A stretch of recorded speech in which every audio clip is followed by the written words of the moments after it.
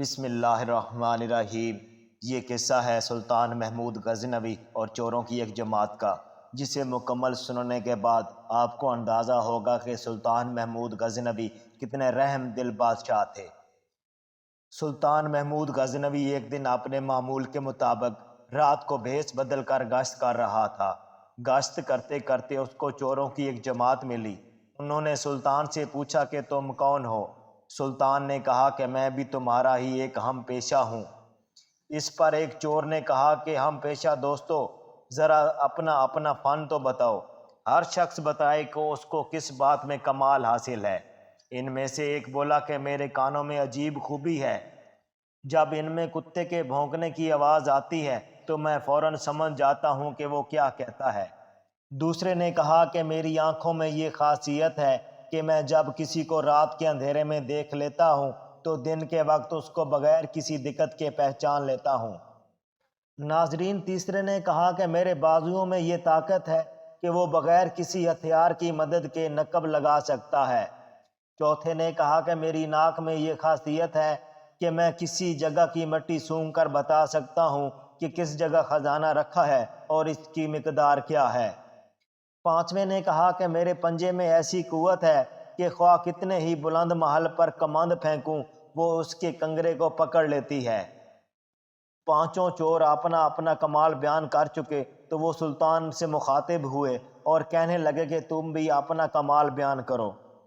سلطان نے کہا کہ میری داڑھی میں یہ خاصیت ہے کہ وہ مجرموں کو قید سے رہا کرا دیتی ہے۔ یوں سمجھو کہ جب ان کو قتل کے لیے جلادوں کے سپرد کیا جاتا ہے اس وقت اگر میں داڑھی ہلا دوں تو وہ سب رہا ہو جاتے ہیں۔ چوروں نے یہ سن کر نعرہ لگایا کہ تیرا کمال سب سے فائق ہے، اس لیے تو ہی ہمارا سردار ہے۔ ہمیں اب کسی مصیبت کا خوف نہیں کیونکہ تیرا وجود ہماری رہائی کا ضامن ہے۔ اس کے بعد سب مل کر باہر نکلے اور قصر شاہی کے قریب پہنچے۔ اتنے میں دائیں طرف سے ایک کتا بھونکا۔ پہلے چور نے کہا کہ یہ کتا کہتا ہے کہ کوئی بادشاہ تمہارے قریب ہے۔ دوسرے چور نے مٹی سونگھ کر کہا کہ اس کے آس پاس شاہی خزانہ ہے۔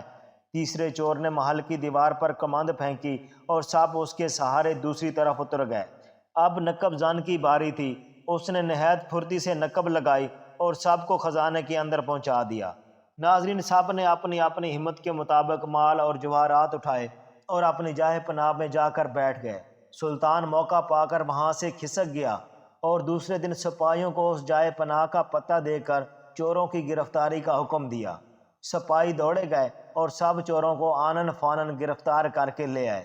جب ان کو سلطان کے سامنے پیش کیا گیا تو خوف سے ان کے چہرے زرد تھے اور جسم کانپ رہے تھے۔ جو چور رات کو دیکھے ہوئے آدمی کو دن کے وقت پہچان لیتا تھا، اس کی نظر جو ہی سلطان کے چہرے پر پڑی اس نے ہاتھ باندھ کر عرض کی کہ اے ہمارے رات کے ساتھی، اب وقت آ گیا ہے کہ آپ اپنے فن کا مظاہرہ کریں۔ ہم سب تو اپنا اپنا کمال دکھا چکے لیکن ہم میں سے کسی کا کمال ہمارے کام نہ آیا۔ ہاں، شاید میرا کمال کچھ کام دے جائے۔ جس کی آنکھ نے اس شاہ ذی کو پہچان لیا جو اپنی ریش مبارک ہلا کر مصیبت زدوں کو رہا کرا سکتا ہے۔ سلطان کو اس کی باتیں سن کر رحم آ گیا اور اس نے اپنی گردن ہلا کر حکم دیا کہ ان کو رہا کر دیا جائے۔ ناظرین، آپ سے گزارش ہے کہ ہمارے چینل کو سبسکرائب کریں اور بیل آئیکن کے بٹن پر ضرور کلک کریں۔